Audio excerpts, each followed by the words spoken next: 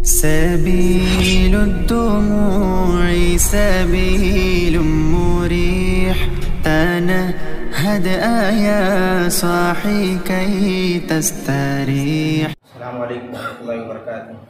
بسم الله الرحمن الرحيم. وعن أبي سعيد رضي الله عنه أن رسول الله صلى الله عليه وسلم قال: غسل الجمعة واجب على كل محتلم، أخرجه السبعة. وعن سمرة رضي الله عنه قال: قال رسول الله صلى الله عليه وسلم: من توضأ يوم الجمعة فبها ونعمت، ومن اغتسل فالغسل أفضل.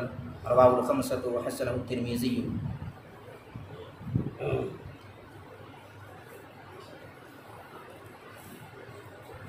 بسم الله الرحمن الرحيم. الحمد لله والصلاة والسلام على رسول الله وبعد.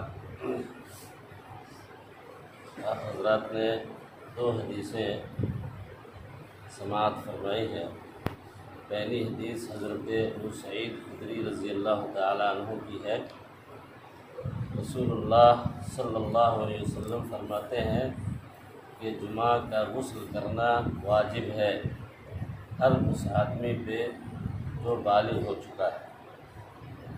اس حدیث کے بارے میں حافظ ابن حجر نے لکھا ہے کہ اخرجہ السبعہ، اور بلوغ المرام میں یہ اصطلاح بولی جاتی ہے سبعہ کی، تو اس سے مراد ہوتا ہے بخاری، مسلم، امام احمد، امام ابو داؤد، نسائی، ترمذی اور ابن ماجہ. یہ تقریباً تمام کتب اربعہ، کتب ستہ کے ساتھ ساتھ مسند احمد میں بھی یہ حدیث ہے. تو اس اعتبار سے یہ حدیث بخاری اور مسلم کی ہے. دوسری حدیث سمرہ ابن جندب کی ہے. رسول اللہ صلی اللہ علیہ وسلم فرماتے ہیں کہ جس آدمی نے جمعہ کے دن وضو کر لیا تو اس نے گویا کہ سنت پہ عمل کیا، اور یہ عمل اس کا بہت بہتر ہے. یہ کیا ہی بہتر ہے جو اس نے عمل کیا. اور اگر کسی نے غسل کر لیا تو یہ اور زیادہ بہتر ہے، بلکہ یہ افضل ہے. اس حدیث کی تخریج بخاری اور مسلم کے علاوہ یعنی ابو داؤد، نسائی، ترمذی، ابن ماجہ اور امام احمد بن حنبل نے کی ہے، اور امام ترمذی نے اس حدیث کو حسن قرار دیا ہے. محترم سامعین، پہلی حدیث میں ایک لفظ آیا ہے کہ غسل الجمعۃ واجب. واجب کہتے ہیں عربی زبان میں، یہ وجبہ سے ماخوذ ہے، اور وجبہ کے معنی آتے ہیں سقطک. واجب کے معنی ساقط. قرآن مجید میں اللہ تعالیٰ نے کہا کہ وَإِذَا وَجَبَتْ جُنُوبُهَا، ہے نا، ای سقطت جنوبها. تو واجب کو واجب اسی لیے کہتے ہیں کہ یہ چیز، یہ کام جب آدمی کر لیتا ہے تو اس کے ذمے سے یہ چیز ثابت ہو جاتی ہے. دوسرا لفظ آیا ہے محتلم کا، اور محتلم کے معنی تمام محدثین نے لکھا ہے کہ البالغ، وہ انسان جو بلوغت کے درجے کو پہنچ چکا ہو. اب بلوغت کے لیے دو چیزیں ہیں، یا تو عمر کا اعتبار کیا جائے یا خروج منی کا اعتبار کیا جائے، اور یہ دوسرا زیادہ معمول بھی ہے، اسی پہ عمل ہے. دوسری حدیث میں جو الفاظ آئے ہیں اس پہ غور کرنے کی ضرورت ہے. اس میں الفاظ ہیں من توضأ یوم الجمعہ فبہا ونعمت. اردو زبان میں بھی عام طور پہ اس کا استعمال ہوتا ہے کہ اگر آپ نے یہ کام کر لیا تو فبہا، ہے نا. لیکن یہاں پہ فبہا کا کیا مطلب ہے، اس سلسلے میں یہ سمجھنا ضروری ہے کہ یہاں پہ ہا کی ضمیر ایک محذوف کی طرف لوٹ رہی ہے، اور وہ محذوف یا تو آپ کہیں السنہ ہے. تو فبہا کا مطلب یہ ہوا کہ فبسنت اخذا، یا اگر یہاں پہ رخصت کے معنی میں لیں گے تو معنی ہوگا کہ فَبِالرُّخْصَةِ أَخَذَ، تو گویا کہ یہاں پہ فعل بھی محذوف ماننا ہے اور ہا کی کا جو مرجع ہے مؤنث وہ بھی محذوف مانا گیا ہے۔ تو اس اعتبار سے اس کا معنی یا اس کا مفہوم یہ ہوگا کہ جس نے جمعہ کے دن وضو کر لیا اس نے گویا کہ سنت پہ عمل کیا۔ وَنِعْمَتْ یہ فعل ہے اور اس کے اندر ضمیر لوٹے گی سنہ کی طرف یا رخصہ کی طرف، تو معنی اس کا ہوگا کہ کیا ہی بہتر ہے انسان کا سنت پہ عمل کرنا۔ یہ اس حدیث کے کچھ الفاظ تھے جس کے تعلق سے مختصر باتیں آپ کے سامنے رکھی گئی۔ آپ جانتے ہیں اور اس سے پہلے بتایا بھی گیا ہے کہ جمعہ کے دن غسل کرنے کا جو مسئلہ ہے یہ ہمارے یہاں شروع سے ہی فقہا کے درمیان مختلف فی رہا ہے، اور تمام دلائل اور تمام اقوال کو سامنے رکھتے ہوئے یہ بات سمجھ میں آتی ہے کہ اس مسئلے میں 3 طرح کے مواقف علماء نے اختیار کیے ہیں۔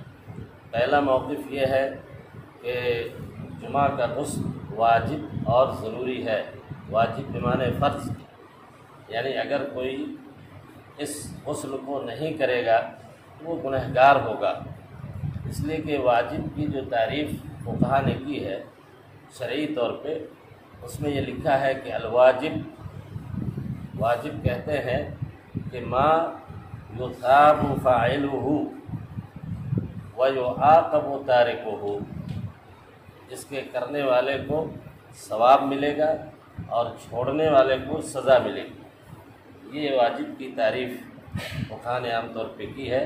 تو اس کا مطلب یہ ہوا کہ اگر ہم غسل جمعہ کو واجب قرار دیتے ہیں تو اس کا مفہوم یہ ہوا، فرض قرار دیتے ہیں تو اس کا مطلب یہ ہوگا کہ اگر کوئی شخص یہ نہیں کرتا ہے تو وہ گنہگار ہوگا۔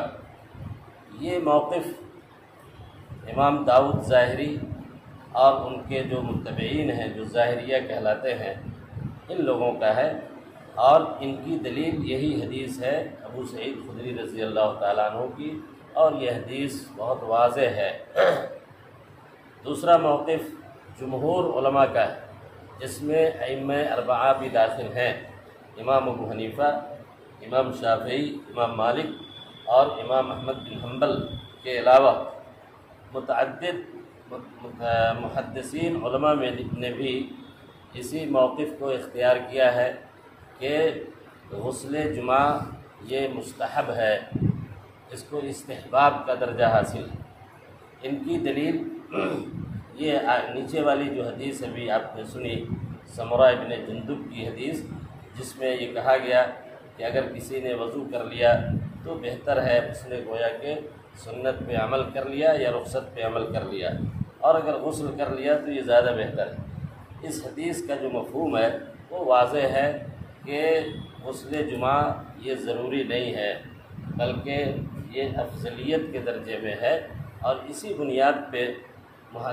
جمہور علماء نے استحباب کے موقف کو اختیار کیا ہے، اور ابو سعید خدری کی جو روایت ہے اس کا یہ جواب دیا ہے کہ یہ واجب کا مطلب الواجب یعنی لیس بلازم، یہاں پہ واجب لازم کے معنی میں نہیں ہے بلکہ واجب بالاختیار کے معنی میں ہے نا، یعنی اگر آدمی چاہے تو کرے اور اگر چاہے تو نہ کرے، لیکن کرنے والے کو ثواب ملے گا، اس کی فضیلت اپنی جگہ پہ ہے۔ تو گویا کہ اس حدیث کو، اس واجب کو جمہور علماء نے ہے نا لزوم کے معنی میں نہیں لیا ہے۔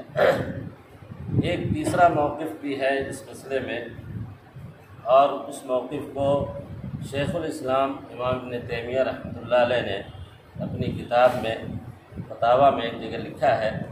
انہوں نے لکھا ہے کہ اس مسئلے میں بہتر یہ ہے کہ یہ کہا جائے کہ اگر کوئی شخص ایسا ہے کہ جو کھیتوں میں کام کرتا ہے یا محنت مزدوری کا کام کرتا ہے نا، اور عام طور پہ اس کے بدن میں یا اس کے کپڑے میں ہے نا مٹی وغیرہ یا دھول وغیرہ لگنے کا خطرہ ہے، یا وہ انسان جس کے بدن کے اندر جو پسینہ ہے، پسینہ وہ بدبودار ہے۔ کئی لوگ ایسے ہوتے ہیں جن کے جسم سے نکلنے والے پسینے میں بو ہوتی ہے، تو ان حالات میں ایسے شخص کے لیے غسل جمعہ واجب ہے۔ اور اگر عام انسان ہے نا، یعنی عام طور پہ صاف رہتا ہے، اس کے جسم سے کوئی بدبو نہیں نکلتی، یا کہ وہ عام طور پہ اس طرح کے کام نہیں کرتا ہے، تو اس کے لیے کہا جائے گا کہ یہ استحباب کا درجہ رکھتا ہے۔ یہ رائے کسی عام انسان کی نہیں، شیخ الاسلام ابن تیمیہ کی، اور یہ رائے اس کے پیچھے ایک دلیل ہے، اور وہ دلیل حضرت عائشہ رضی اللہ تعالی عنہ کی حدیث ہے، جس کو صحیح بخاری اور مسلم میں روایت کی گئی۔ حدیث میں یہ بتایا گیا، حضرت عائشہ فرماتی ہے کہ ہجرت کے ابتدائی زمانے میں ہے نا، یہ صحابہ کرام جب مسجد نبوی میں آتے تھے تو ان کے پاس کافی پریشانی، معاشی پریشانی بھی تھی، اقتصادی اور مالی حالات بہت خراب تھے۔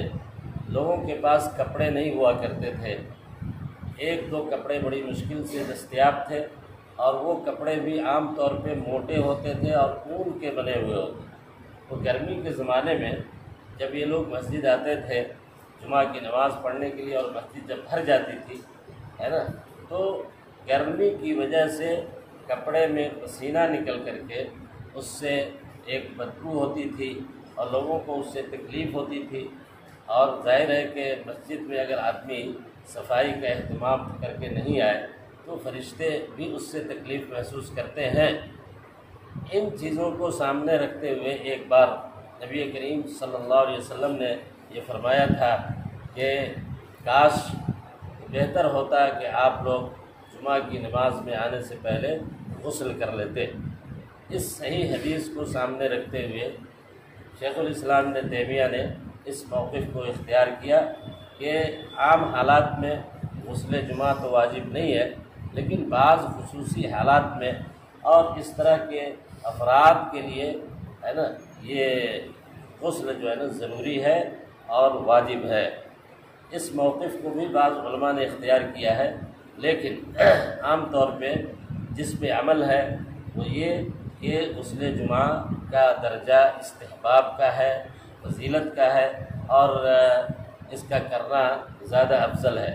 اور آخری بات اس حدیث کے سلسلے میں یہ عرض کرنی ہے کہ آپ دیکھ رہے ہیں کہ اس میں حدیث کے اندر جو الفاظ ہیں، جو صیغے ہیں، وہ سارے کے سارے مذکر کے لیے استعمال کیے گئے ہیں، جیسے علی کل محتلم ہے نا، اور اسی طریقے سے من اغتسل فالغسل افضل، اس لیے کہ عورتوں کے اوپر جمعہ کی نماز نہیں ہے، عورتوں کے اوپر جمعہ کی نماز فرض نہیں ہے، یعنی مسجد میں آ کر کے پڑھنا، بلکہ وہ ظہر کی نماز پڑھیں گی ہے نا۔ تو ظاہر ہے کہ غسل کا تعلق، اس سے پہلے بھی میں نے عرض کیا تھا کہ غسل جمعہ کا سبب یا اس کا تعلق جمعہ کے دن سے نہیں ہے، بلکہ صلاۃ جمعہ سے ہے، جمعہ کی نماز سے ہے۔ اس لیے جن لوگوں کے اوپر جمعہ کی نماز فرض ہے انہی لوگوں کو مخاطب کیا گیا ہے، اور اسی لیے حدیث میں مذکر کا صیغہ استعمال ہوا ہے۔ اس میں اس حکم کے اندر عورتیں داخل نہیں ہے نا۔ البتہ غسل ظاہر ہے کہ اچھی چیز ہے، مرد کو بھی کرنا چاہیے، عورتوں کو بھی کرنا چاہیے، اور اسی حدیث سے ہمارے بعض محدثین نے اس بات کے لیے بھی استدلال کیا ہے کہ جمعہ کی اہمیت کے پیش نظر اور جمعہ کی نماز کی اہمیت کے پیش نظر غسل جمعہ کی اہمیت بیان کی گئی ہے۔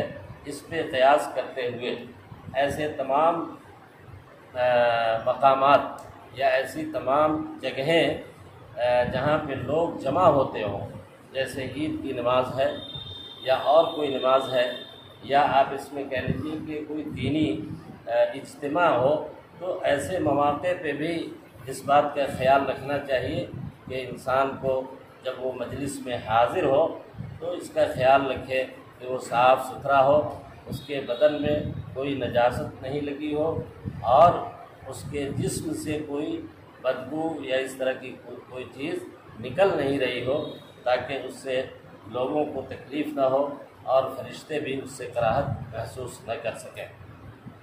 وصلی اللہ تعالی علی نبینا محمد وعلی آلہ واصحابہ وسلم۔